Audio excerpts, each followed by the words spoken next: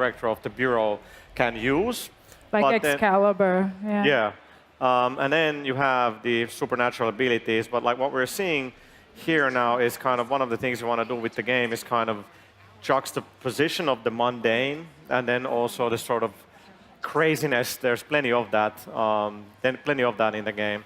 So this clip is from the behind closed doors demo that we're showing here at E3. Just wanted to give people a sneak peek of it. I should maybe be quiet and let the images speak for themselves. Uh-huh. Yeah, this is normal.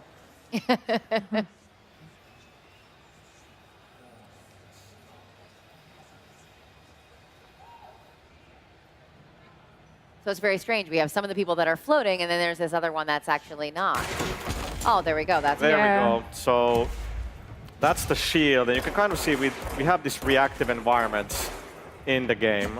There's quite a bit of destruction, and now we're using one of the supernatural abilities there, very deadly chair. And we're going to use the shield again. You can see how the environment kind of reacts to all of that. Like when Jesse pulls up the shield, the objects nearby will start to levitate as well. So there's a lot of sort of... So this environmental destruction, how does it affect the gameplay? Can you use it to your advantage, or you can use it against your enemies offensively as well? Absolutely. Yeah, you can see that she can pick up things like the fire extinguishers and the clock and other elements and hurl them at the enemy. She can pick up debris and use it as a shield. And she'll get other abilities that will allow her to manipulate the environment as well. They're really trying to build like this sandboxy kind of thing with control, because you have your abilities, you have the service weapon, so players will have a lot of choice in kind of how to approach things, and of course they can cause a lot of really good-looking destruction. So what brought Remedy to Control? Like, why did you want to make this game? Well, it's Sam Lake's vision, and as he was making some other games, working on Alan Wake and Quantum Break, he had some ideas that didn't entirely fit into those games, and so he sort of made a mental note that they were something he wanted to pursue in the future. And so coming out of Quantum Break, he revisited those ideas and had the oldest house idea, this sort of world within a location, constantly transforming and branching, otherworldly place. And from that, this whole idea of the Bureau rose, and there we have control. Yeah. Now, we know that she is trying to defeat the Hiss and also figure out what this whole, trying to get control of this whole Bureau is. Are there certain quests that she goes on? Is there tasks that she has to do to get to the next level? Is it broken up like that, or is it more like open world? Well, she's the director, so the director has lots of different jobs.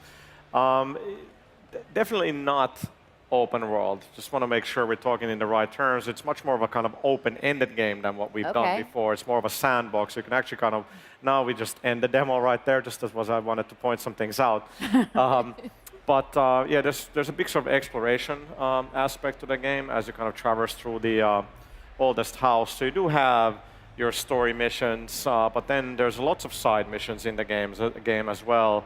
And story is really important at Remedy. So all the side missions we do want them to be sort of closely tied together with the rest of the story, and they're going to give you a lot more on the characters you meet along the way. Not everybody's going to be hostile in the oldest house. And then on top of that, there's going to be some really challenging gameplay that we're not going to talk about just yet. All right, I like it. Gives York. Now, once again, we're seeing her service weapon here. Is this the iteration of it for the whole game, or are there ways to upgrade it as you meet potentially harder villains? Great question. So the service weapon, so it transforms. So there's going to be different forms. So it's always the same weapon, but as you progress through the game, you'll get different forms. So in the demo, we're using grip and shatter, which is kind of like a pistol, and then the other one is a little bit like a shotgun, just a lot cooler than your regular shotgun. But then there's going to be several other forms available as Jessie progresses through the game. Okay, so her weapon will upgrade, and her other psychic powers will get upgraded as well as you play throughout Control. Absolutely. She can mod and upgrade both her abilities and her weapons. Yeah, so these guys that you see her fighting, these are actually Bureau agents that have been overtaken, possessed, and corrupted by the Hiss. And some of them float up in the air, some of them, like this guy, attacker, and they take on different forms depending on how complete the corruption is. So she'll have a wide variety of enemies she'll have to defeat to regain control of the house. I love how calm she is. She's just Yeah, strutting through there, just shooting him down. She's like, I got this. With this chair. Yeah. Well, as the game begins, she is kind of led to the oldest house, so maybe this has been her calling. Yeah, which she discovers. The missions that we're showing you, this is roughly halfway through the game. So she does have a certain level of confidence here that she did not have in the beginning when she first discovered these abilities. And a lot of the challenge of this game is her learning to master these powers that have just been granted to her and discovering their limitations and what they can do.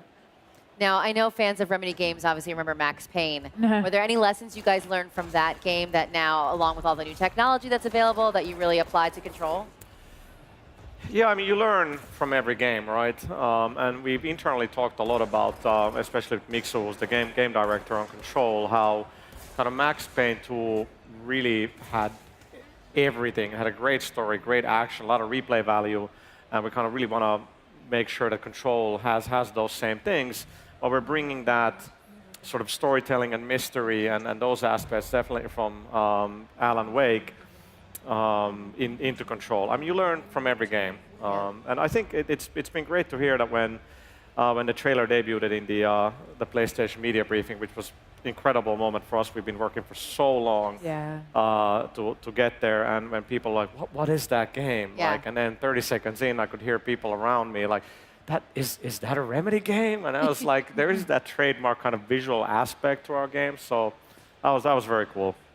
Yeah, it's not just learning from our past games, though. Remedy always tries to innovate with every game that we make. So we are taking some narrative risks with